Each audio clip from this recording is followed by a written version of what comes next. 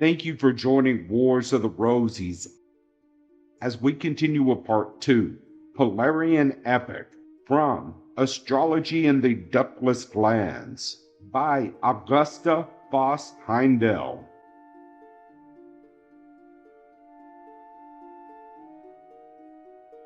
Chapter 1, Polarian Epoch. So God created man in his own image. In the image of God created he him. Male and female created he them. Genesis 1:27.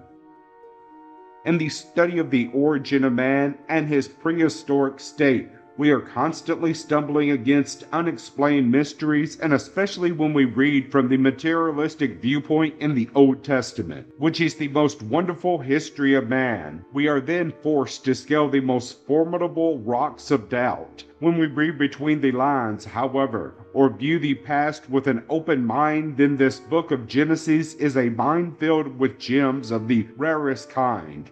In the Rosicrucian cosmoconception, we are taught that the world is divided into 7 different states of consciousness. Beginning with the densest, we have the physical matter, of which man's physical body is made. Although it may not be visible to the physical senses yet, we know and have positive proof that there is something within and about us, of a subtle nature, finer than our physical, yet interpreting it, which we cannot see even though we feel it. Electricity is a force which man can feel but cannot see.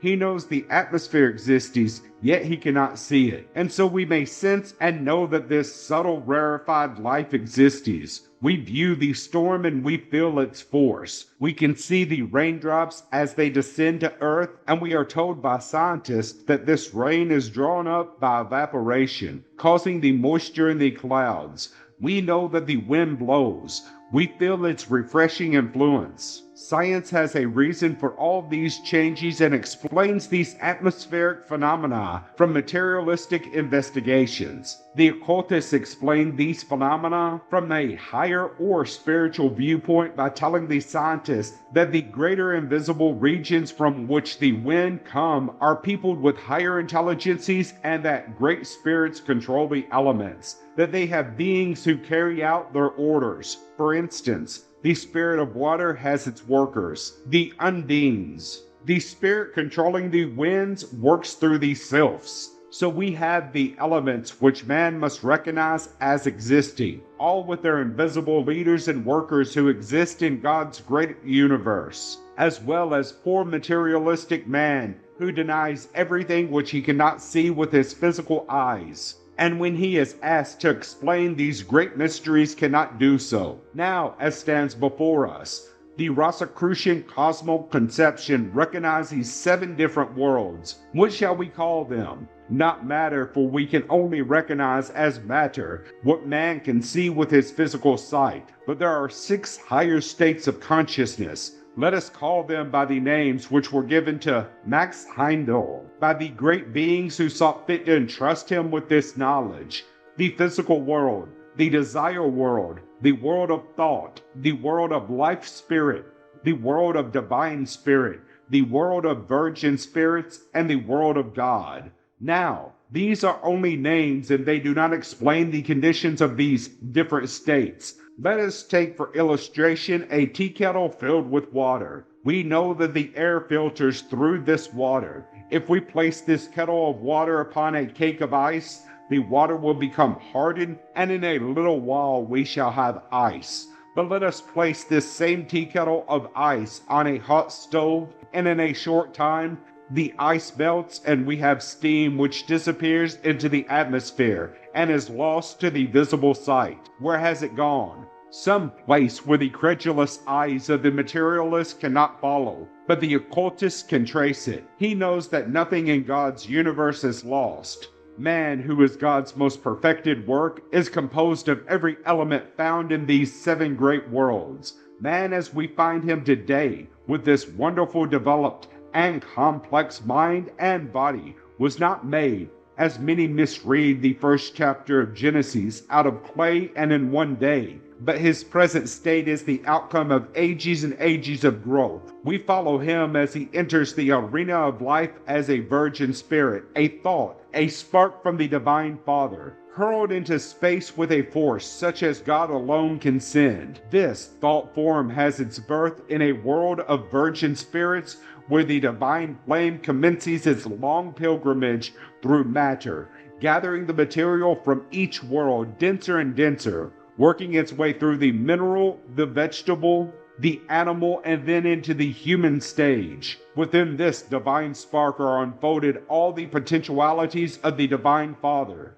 As a thought of a building, which is generated by a man, gradually takes form within his mind, and as he puts his plans onto paper and straightway procures material wherewith the building is to be erected, so was God's thought. The spark which was to become man also made manifest, and we find it today expressing in a body for which David praised God in the 139th Psalm, saying, I praise thee, for I am fearfully and wonderfully made. Paracelsus says, the physical body itself is the greatest of mysteries because in it are contained, in a condensed, solidified, and corporeal state, the very essences which go to make up the substance of the spiritual man. And this is the secret of the philosopher's stone. There are mysteries within this human temple which man is unable to solve, which have baffled material science, and for the solution of which many lives have been sacrificed, both of human and the animal kingdom. The vivisectors have jeopardized their very souls in the effort to solve these mysteries. Animals have been put through the most excruciating suffering by science in its endeavor to wrest these secrets from God. But material science can go just so far when it finds itself against a wall,